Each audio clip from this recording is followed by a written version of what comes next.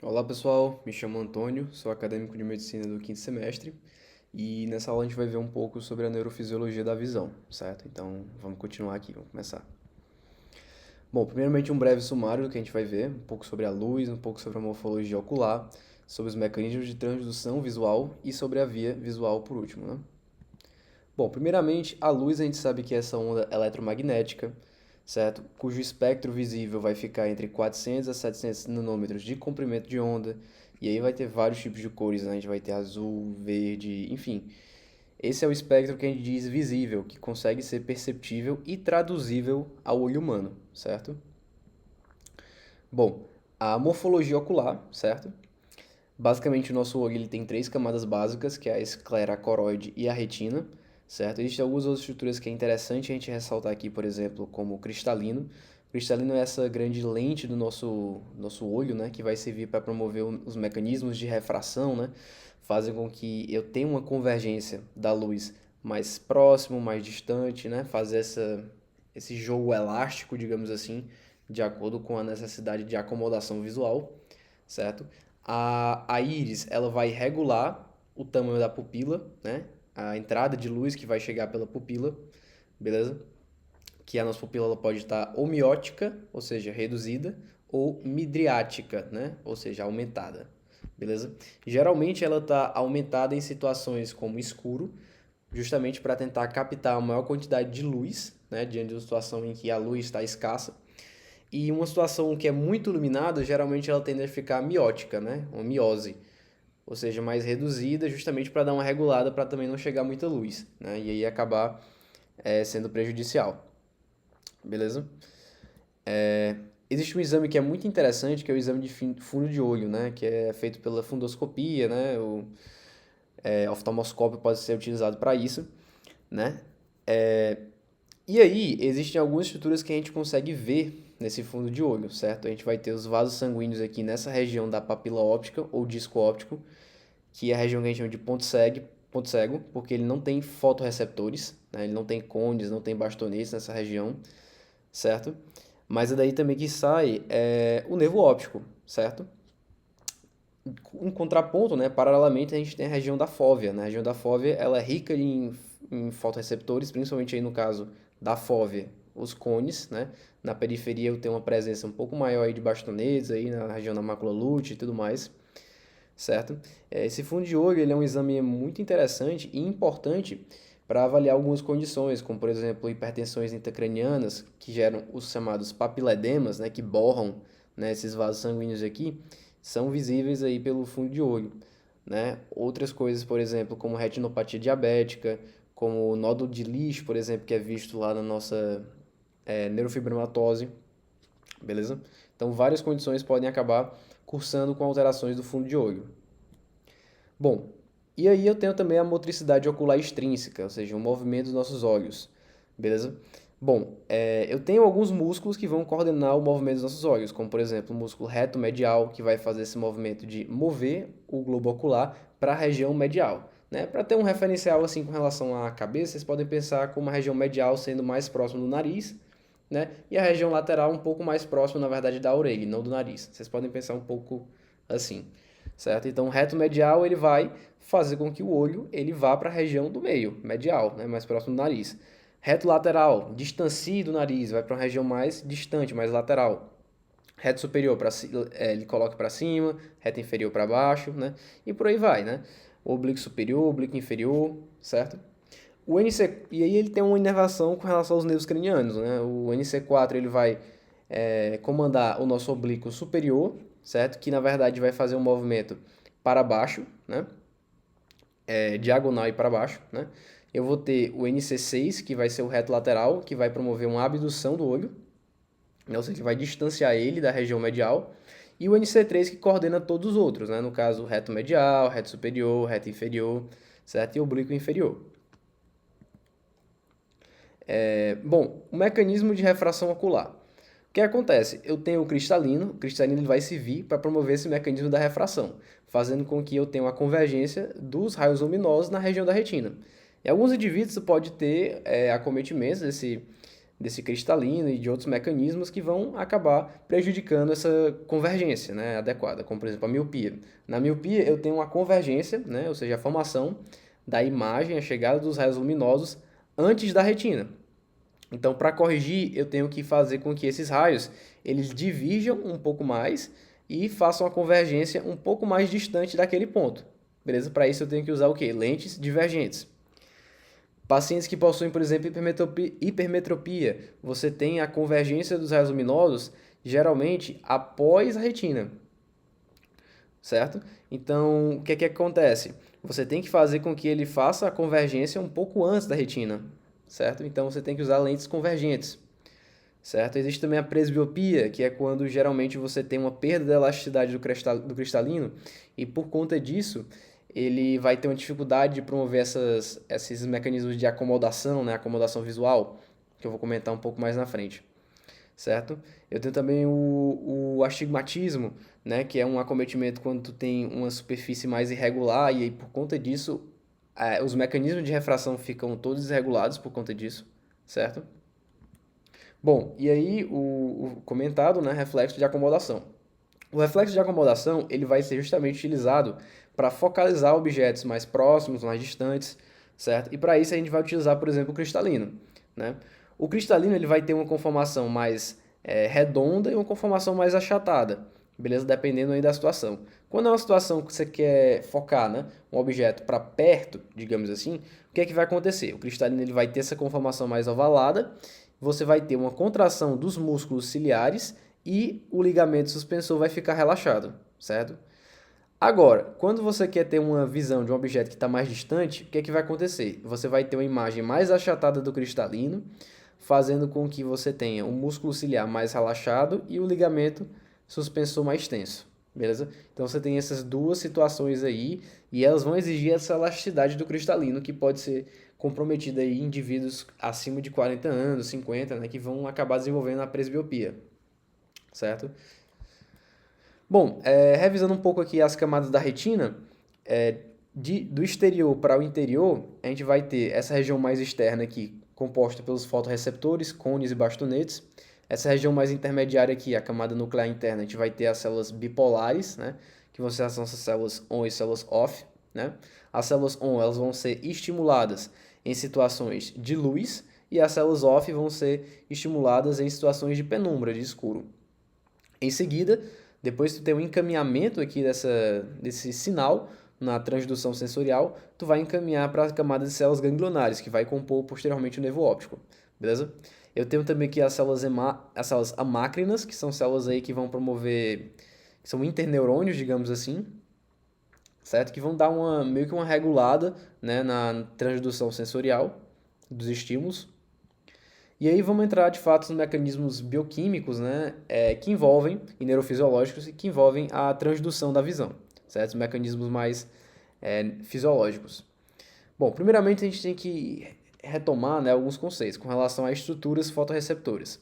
Eu vou ter basicamente a distribuição dos fotorreceptores em algumas regiões. Na região da fóvea, lembrem que eu tenho uma concentração de cones, certo?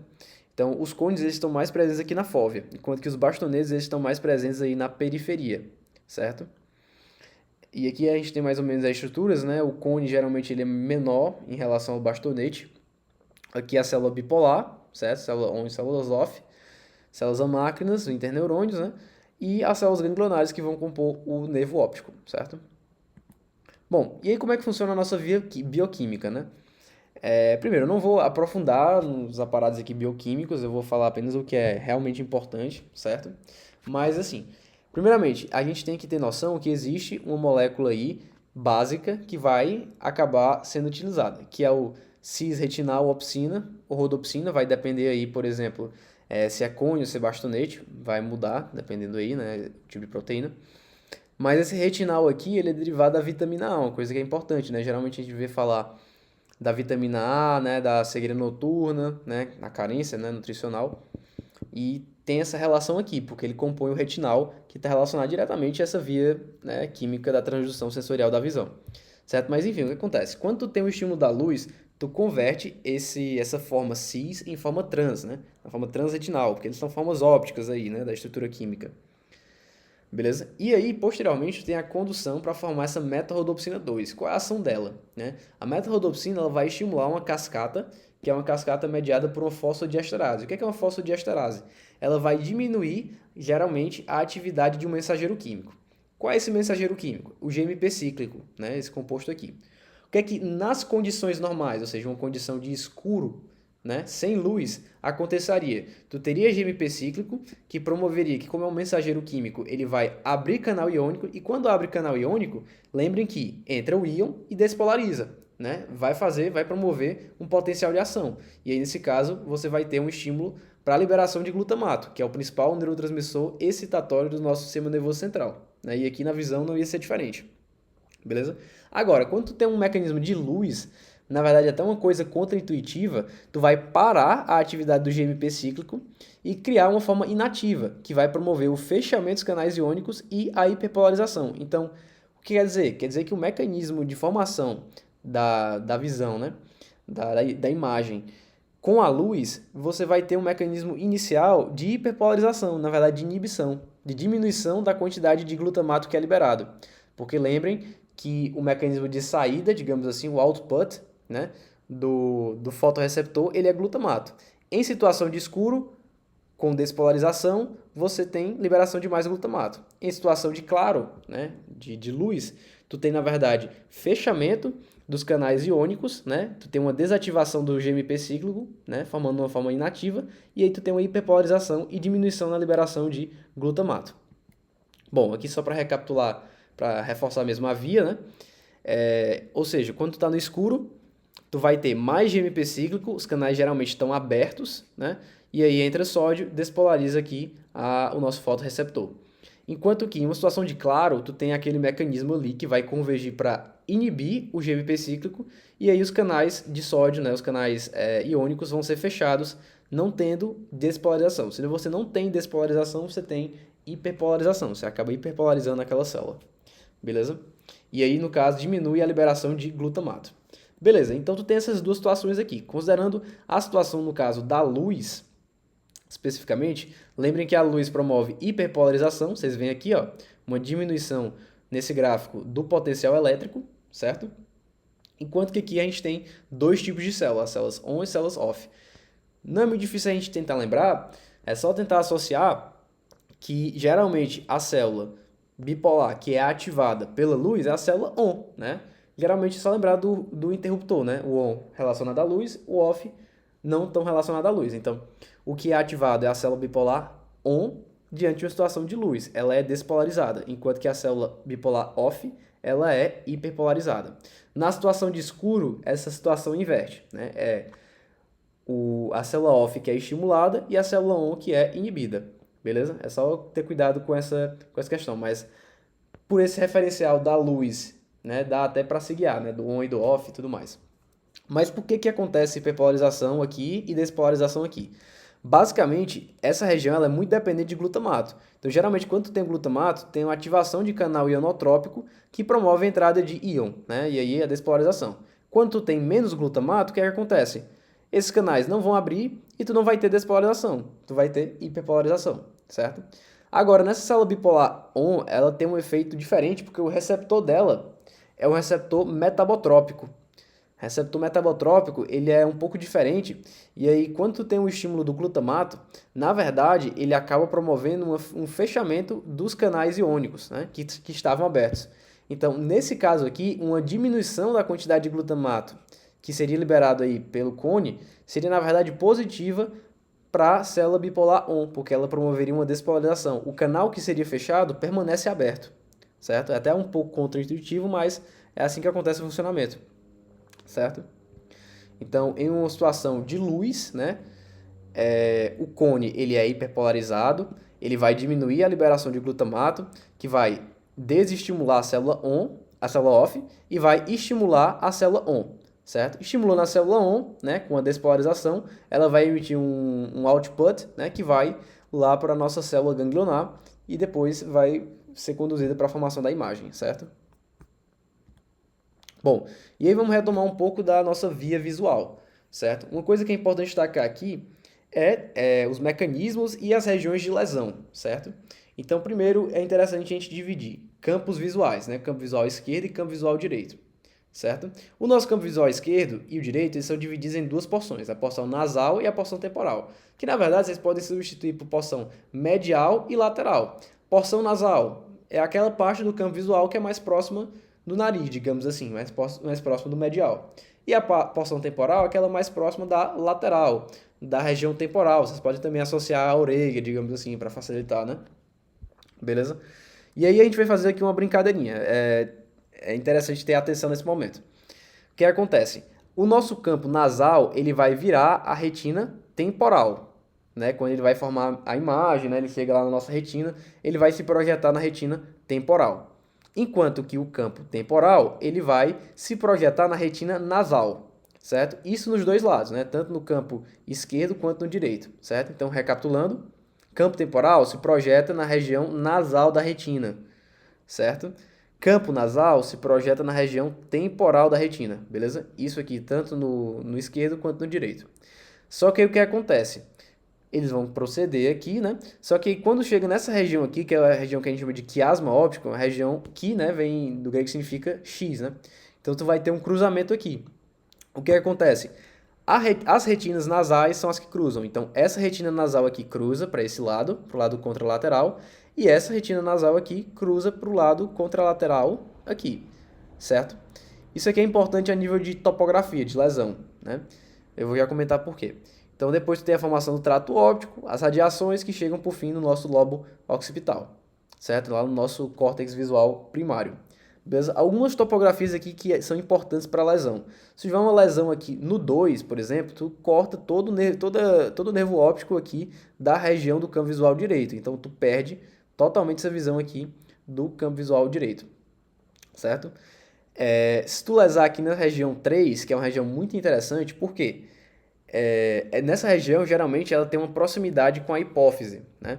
E quando tu tem um macroadenoma hipofisário, né, existe também um microadenoma, mas geralmente o macroadenoma que gera mais problemas e que acaba comprimindo mesmo essa região, tu tem uma hemianopsia bitemporal, ou seja, uma perda dos campos visuais temporais, né?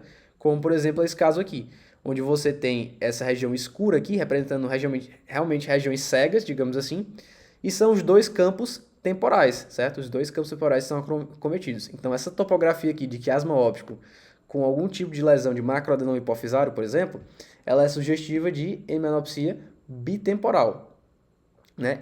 Ou hemianopsia heterônima bitemporal, também pode ser esse termo.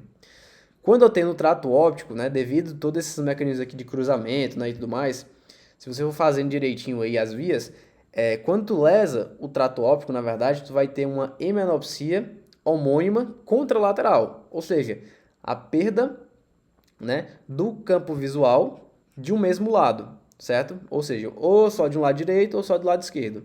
Por isso que ela é homônima, certo? Então, por exemplo, eu tive a lesão aqui no 8, né? No trato óptico esquerdo. Eu vou comprometer, né? Vou ter uma hemianopsia homônima contralateral, ou seja, direita. Como é justamente o caso aqui do 8, né? Eu lesei trato óptico esquerdo, eu tive um acometimento, né, dos campos direitos, né? Dos campos direitos, certo? Então, só esses campos aqui direitos que ficaram acometidos, certo? De cada região aqui, beleza? Então, a hemianopsia homônima é contralateral nesse caso, né? Certo? No caso, porque é do trato óptico esquerdo que acometeu aí, no caso, essa região mais direita. Os dois, né, vai acometer um hemicampo, né, direito, certo? Então, basicamente era isso, pessoal. Aqui estão minhas referências. Qualquer dúvida vocês podem entrar em contato e é basicamente isso. Muito obrigado.